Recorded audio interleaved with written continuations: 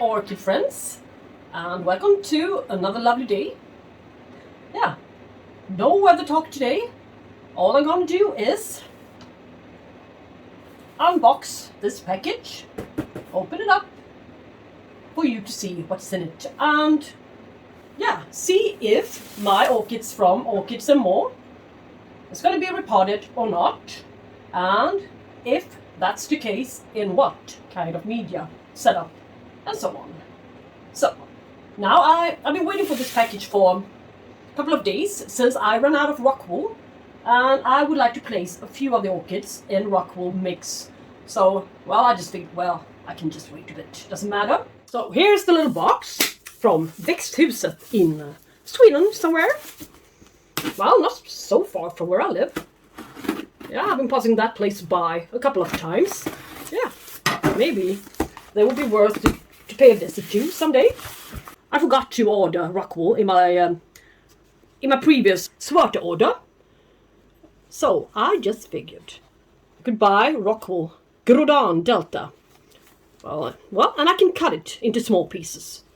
When I was visiting an orchid nursery in Denmark, well, with my Orchid Society, the owner showed us a repotting on a Masdevallia and how to keep the moisture around the roots and around the plant in the best way possible. Perhaps it was divided into two parts, I don't know.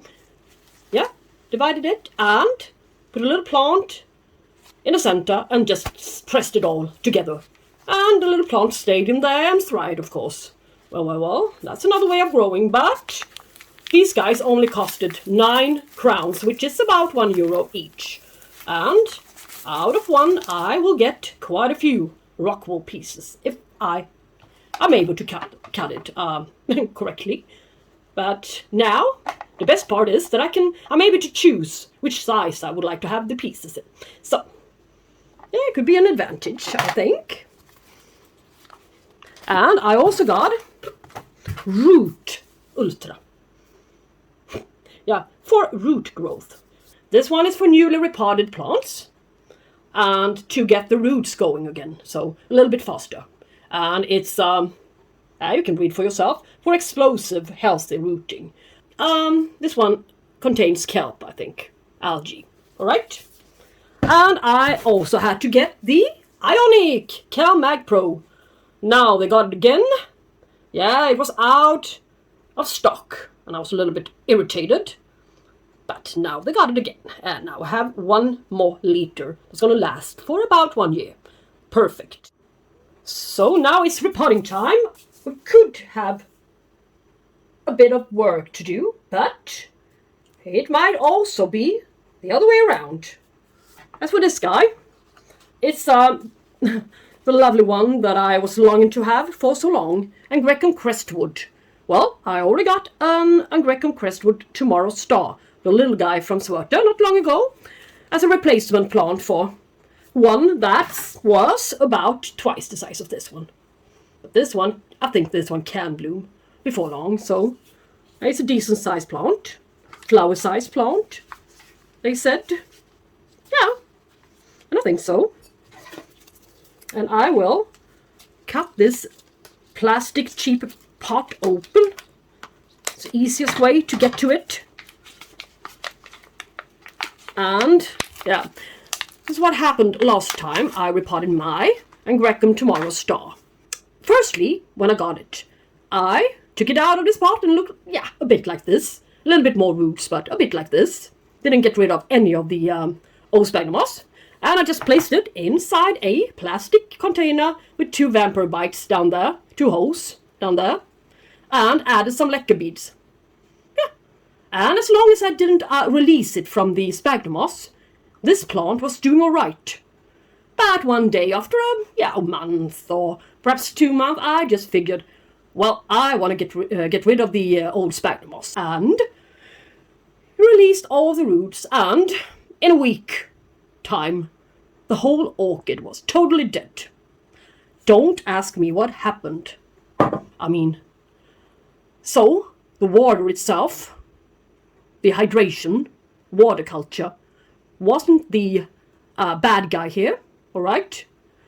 It was when I started to mess around with the roots. The whole process happened.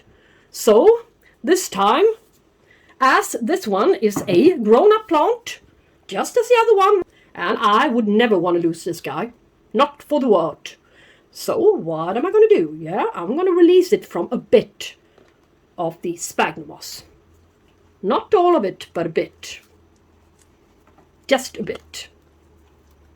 Since I'm planning on keeping the sphagnum moss for a while. Until I see some new root growth to the sides. The root system expanding into the Lucke beads. Then I will release it from its sphagnum moss. Stay tuned. So, now I rinsed it a bit from its sphagnum moss.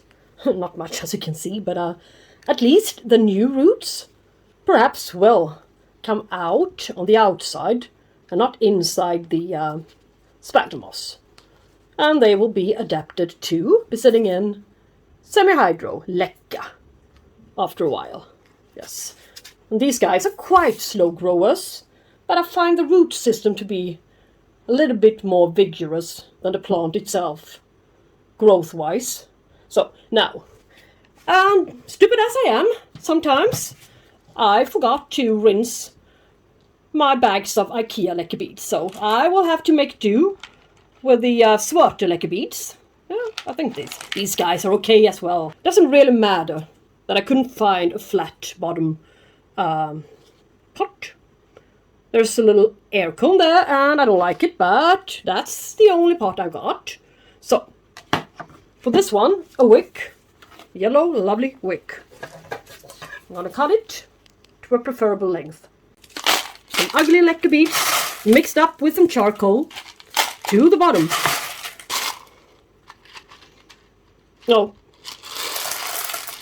I cannot have any Lucke beads to the bottom.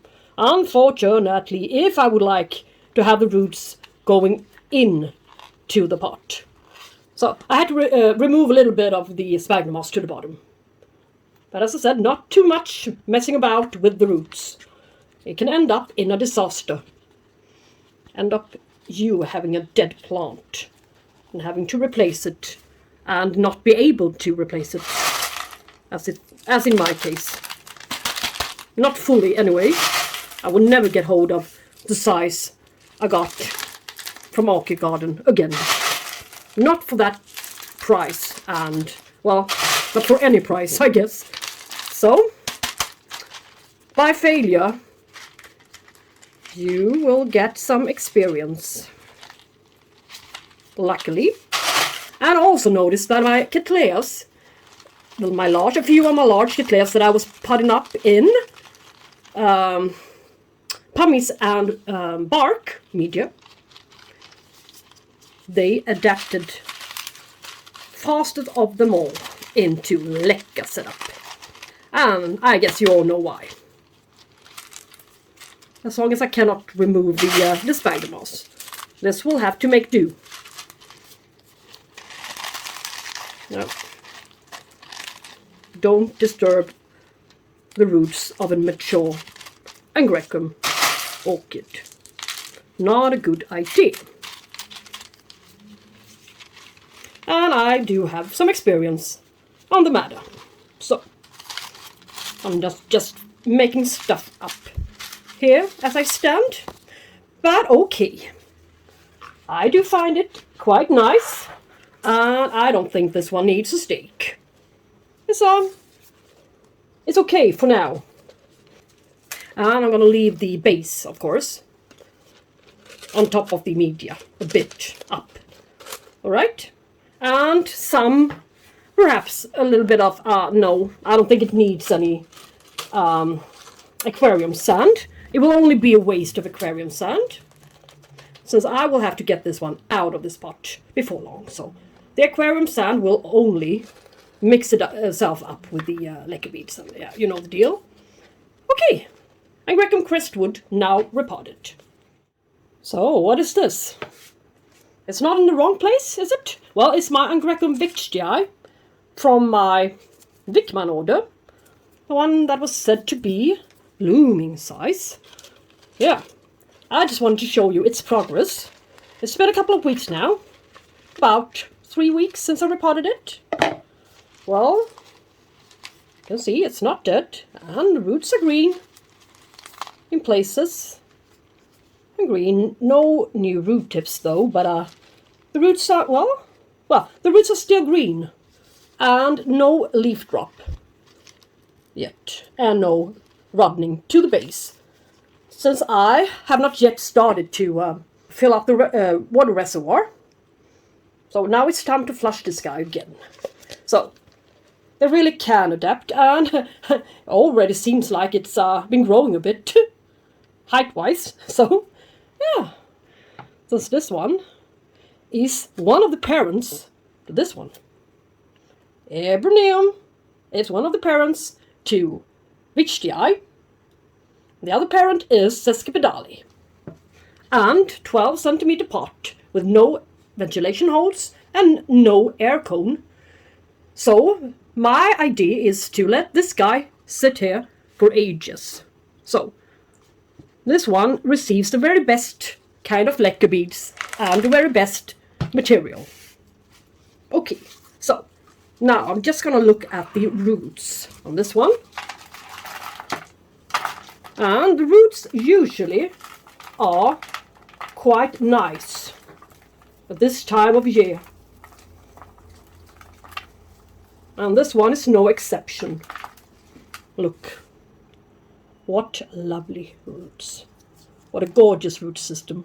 With a few branching, or shall we say, a few root tips at least. Not branching perhaps, but well, really nice. And a new little leaf in there. And, well, what do we see? It's, yeah, it really is 2 plants in here. Well, that didn't make me unsatisfied at all. Twice the chance for it to bloom. A mass blooming. In 5 years or so. This one has got 3 years to flowering size, I said in a web shop, but, well, I would suggest 4 years to flowering size. Or 5, perhaps. But I'm not an expert. So who am I to say that? That is a lovely plant. I will just rinse him up. So, let's proceed. Well, I rinsed it the best I could, but I'd rather save the root tips. I wouldn't want to be too fierce with it. Yeah. Okay, let's spread the little roots out. Bit. Well, put a little bit of lacquer beads to the bottom, so the roots doesn't meet the water reservoir immediately. As I said in a previous video, when you flush it, there will be some excess water, about 1 centimeter to the bottom, and that's where the roots lies, of course. And I've seen it on a few Cattleyas. And the roots were coming out here, and they were all smelly and brownish looking.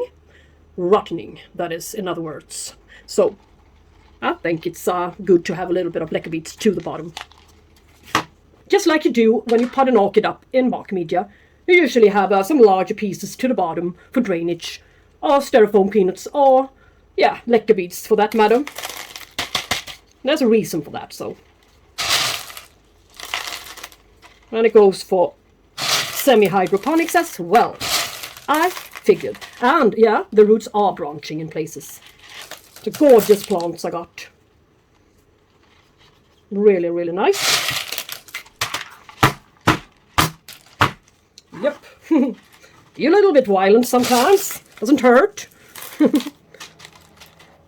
No. And yeah, let's see now. Next step is to put a bit of aquarium sand on top.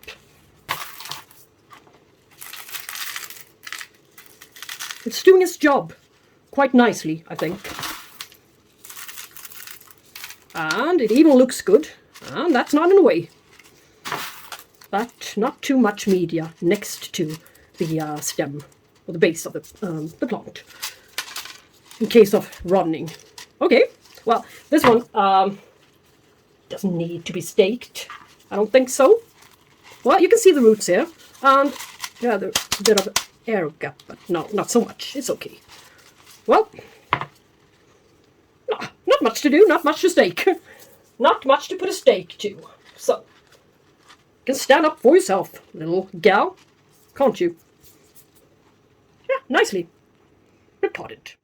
So, next one in the spotlight. Cattleya luteola. 2 or 3 years to flowering size.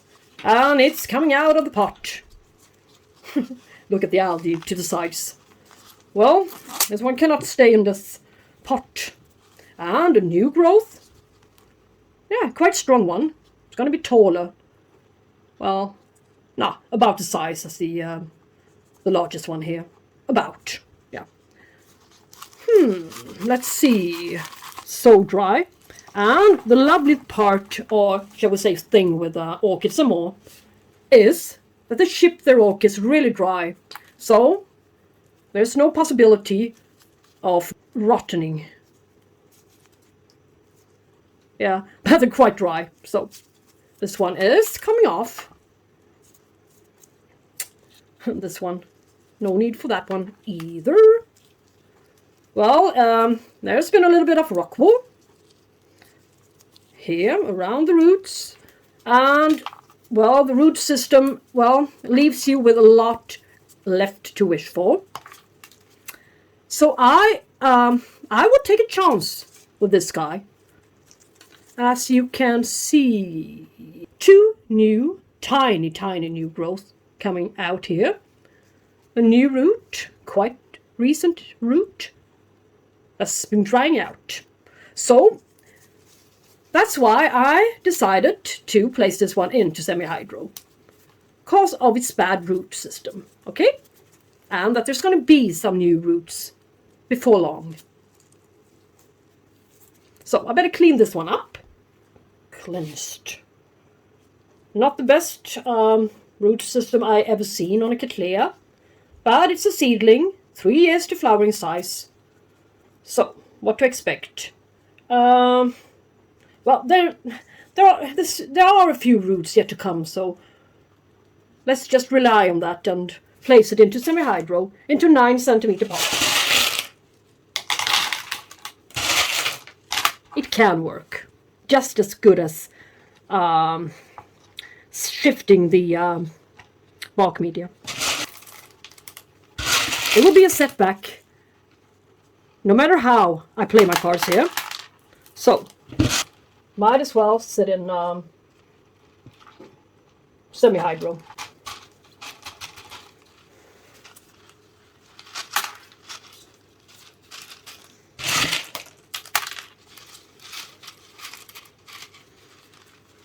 So, now it's repotted quite nicely, I think. A little bit of tapping, of course. And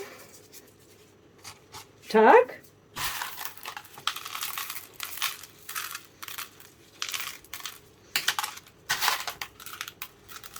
Yeah, let's see what happens.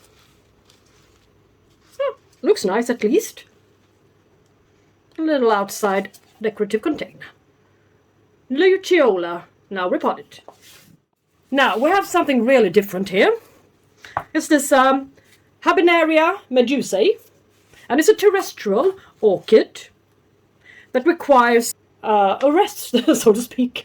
Well, it should bloom late spring, early summer, but, well, the leaves should be about 15 centimeters tall before this plant even starts to think about blooming. So, well, it's just starting on its new roots here.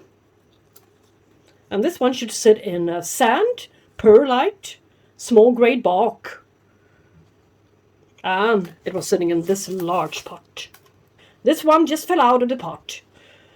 So, well, I don't know how tall this one is going to be at the maximum. If it's 15 centimeters, as I read on Google, or, well, never mind. I can always switch pots later on. And no water to the base here. Absolutely no. So I'm a little bit I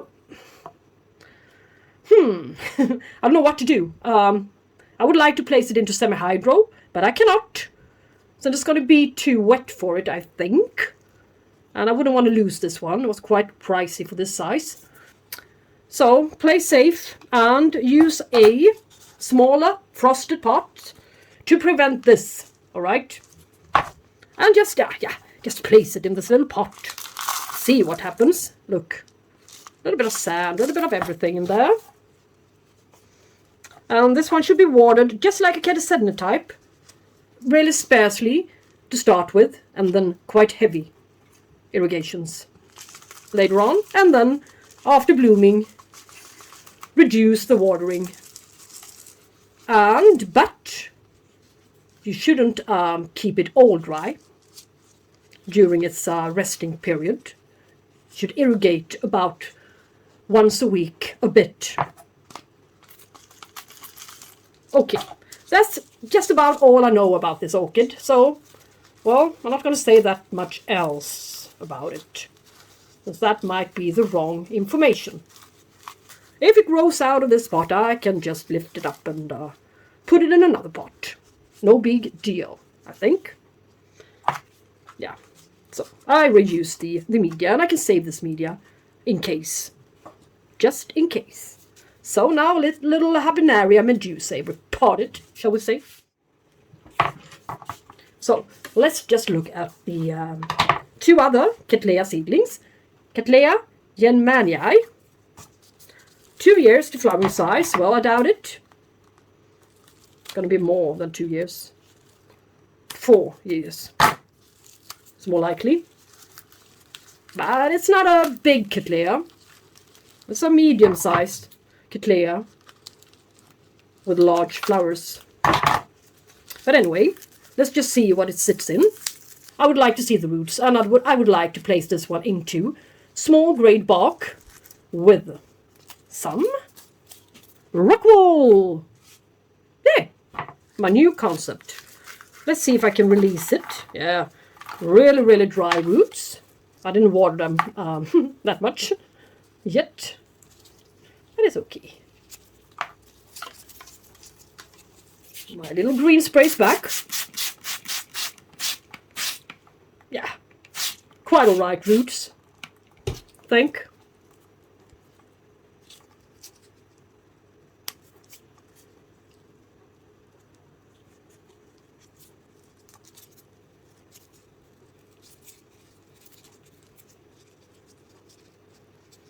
So, let's move over swiftly to the other one. This one looks a little bit healthier. Cattleya purpureglossa. Brown Cattleya. I really do fancy the brownish ones. I like them. So let's see.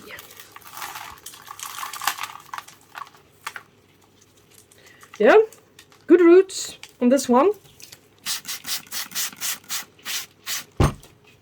I can tell just by looking at the leaves that it's got good roots.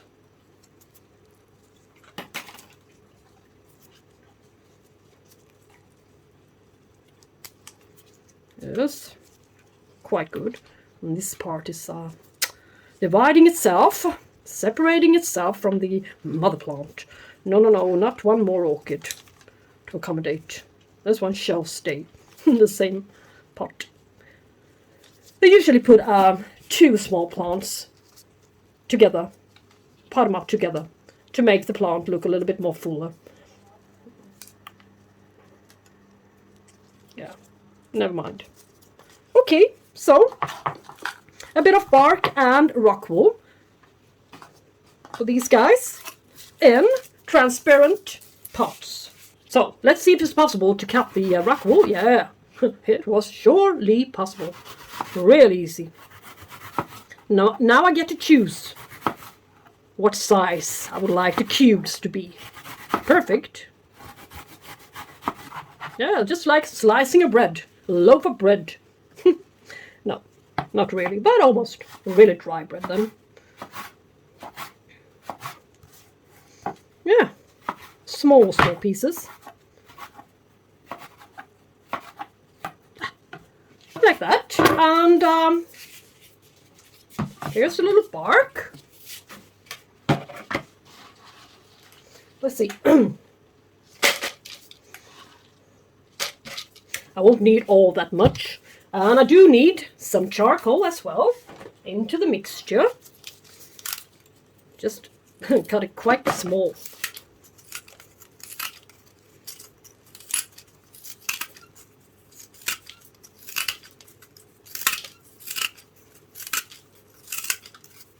Yeah. And a little rock wool in there. And see what kind of pots to choose. I got a few old Christiansen type orchid pots left over. Well, they got quite expansive root systems, both of them, so not too small of a pot for them. These guys will do.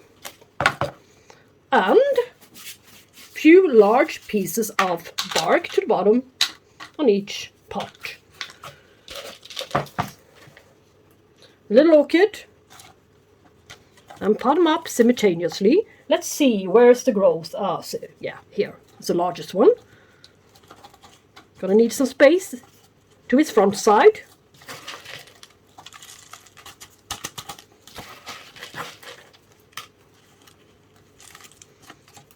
And I think it's fun to have different kinds of setups. And these guys are gonna sit on my seedling shelf. All of the seedlings are potted up in bark. Almost all of the seedlings.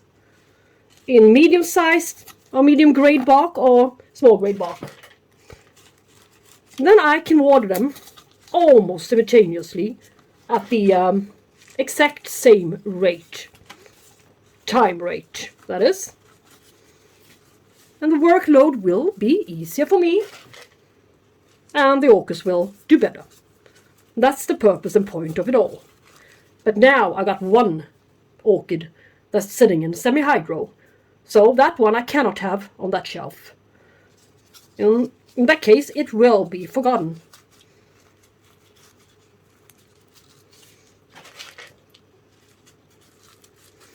So that's why. It's going to be easy. If you've got many orchids, you have to come up with ideas to ease the workload. Right. This lovely guy, repotted. This rock wool is great. It keeps the moisture quite long. For a couple of days at least. And that's great. And it doesn't break down as sphagnum moss does. So. And the little division here. You're not coming off. No, no, no. There will be no such thing. So, stay. Nice. Let's see. New growth here. New growth there. So, or if I... Well, it really is 3 different plants in this one. Well, not that nice, is it? So, at least I can place them with the newest growth to the front side on each and every one of them. So, then I can put this orchid all... this lot to the back side here. So there's a thought behind everything. And this one is used to be sitting in bark media, so, well, I don't think the setback will be that severe. Depending on where the new growth is going to come out on this guy. I have, well, I really don't have a clue. Somewhere, just... That's all I know.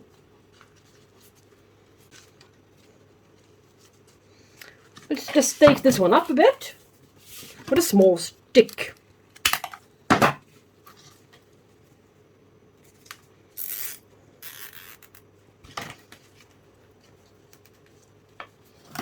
Yes. Yeah, that's the best I can do. Not the most beautiful orchid I've ever seen in my life, but but this will, yeah, it will have to do. I didn't know that there really was 3 orchids in this one. But it was. Cattleya purpuroglasa. 3 years to flowering size. Yay. So now what? Let's see.